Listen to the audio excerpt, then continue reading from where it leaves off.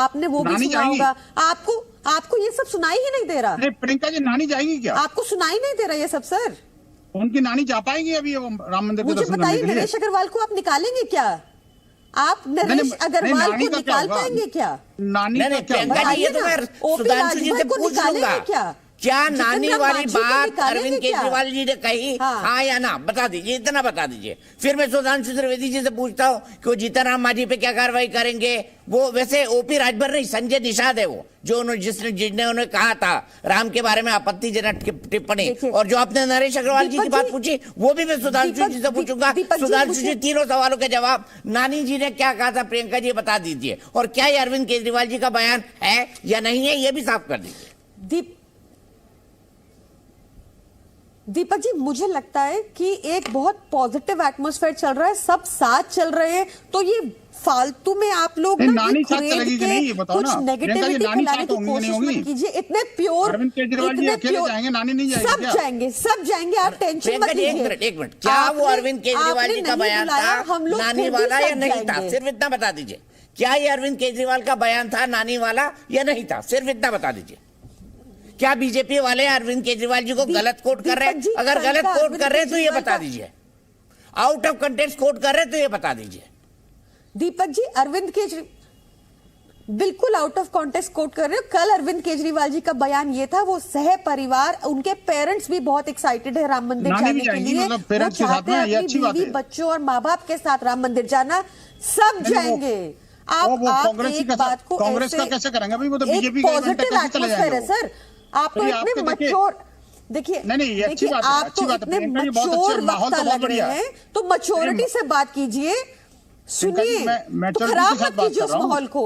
आप सुंदरकांड पाठ में आइए, देखिए आप राम राज्य की बात, अगर राम राज्य कहीं है देश में, तो राम राज्य दिल्ली में है। सबसे कम महंगाई और highest per capita income Delhi में है, फ्री बिजली दिल्ली में है, फ्री अच्छी शिक्षा दिल्ली में है, फ्री पानी दिल्ली में है। ठीक है, आपके प्रधानमंत्री जी ने सब नहीं किया, ये गलत मत कीजिए। हर चीज का क्रेडिट नहीं चुराते, मुझे पता है। लगातार ये बात हर विपक्षी पार्टी के नेता बोल रहे हैं कि नरेश अग्रवाल ने अपमानजनक टिप्पणी की भगवानों के बारे में, जीतन राम मांझी ने की, संजय निषाद ने की, अब तो वो आपके साथ हैं, तो वो राम भक्त हो गए और ये राम विरोधी, ये कैसे हो? जी बिल्कुल बिल्कुल मैं बताता हूं। देखिए, प्रियंका जी ने जो बात कही उसमें मैं ऐड करता हूं। बिल्कुल, दिल्ली में बहुत कुछ फ्री है और दिल्ली में इकलौती ऐसी सरकार जहां एक पौवा दारू के बदले में दूसरा पौवा फ्री था। ऐसा फ्री देने वाला कोई आपको दूसरा सरकारी उदाहरण पूरे देश में नहीं मिलेगा। और दूसरी उनकी बात को मैं लेता हूं, उन्होंने कहा बहुत पॉजिटिव बातचीत चल रही थी, तो क्यों नेगेटिव चीज लाई जाए? तो मैं बिल्कुल एक पॉजिटिव सलाह देना चाहता हूं अरविंद केजरीवाल जी को कि उन्हें खामखा में अपने परिवार के लोगों को बीच में नहीं लाना चाहिए। नानी जी वाला विषय आया, मैं उसको छोड़ देता हूं। याद करिए, बच्चों की कसम खाता हूं कि कभी कांग्रेस का समर्थन नहीं लूंगा। तो मुझे लगता है बच्चों को, नानी को, पत्नी को ये बेवजह अपना राजनीति में अपनी प्रामाणिकता साबित करने के लिए अपने परिवार के लोगों की प्रतिष्ठा को मुद्दा ना बनाए, ये एक पॉजिटिव सलाह। अब जो इन्होंने सवाल पूछा उसका भी मैं जवाब देता हूं। देखिए, यही तो समस्या है। जब कोई दूसरे दल में रहता है, यानी सपा में जब रहते थे, तो इन लोगों का दिमाग, बुद्धि बल पलट जाती है। भाजपा में आते हैं एकदम शांत। जो आपने कहा संजय निषाद जी का उस समय बयान था, और भाजपा में आने के बाद क्या बोला? जब उनसे कहा गया मंत्री बनने के लिए, तो उन्होंने कहा कि साहब, भगवान राम ने तो निषाद राज को भी राज्य दे दिया था, ये तो राम भक्तों की सरकार है, तो इस निषाद को भी निश्चित रूप से स्थान सरकार में मिलेगा। ये आज का बयान है। जो नरेश अग्रवाल जी ने बोला, वो जब सपा में थे तब का बयान है। ये संगति का दोष है। सुनिए प्रियंका जी, जैसे हमारे यहां थे स्वामी प्रसाद मौर्य, जय श्री राम बोलते थे, अब वहां जाने लगे तो हिंदू धर्म धोखा दिखाई पड़ने लगा। यही तो समस्या है। और आपने जो बताया, आपके दो नेता गए थे अयोध्या, मुझे याद है 2 साल पहले की बात है, 2.5 साल हो गया, 2021 के अंत में। वो दोनों नेता कौन थे? आज संयोग से दोनों कारागार में हैं। संजय सिंह जी गए थे और मनीष सिसोदिया जी गए थे, मगर किस लिए गए थे तो आपने नहीं बताया।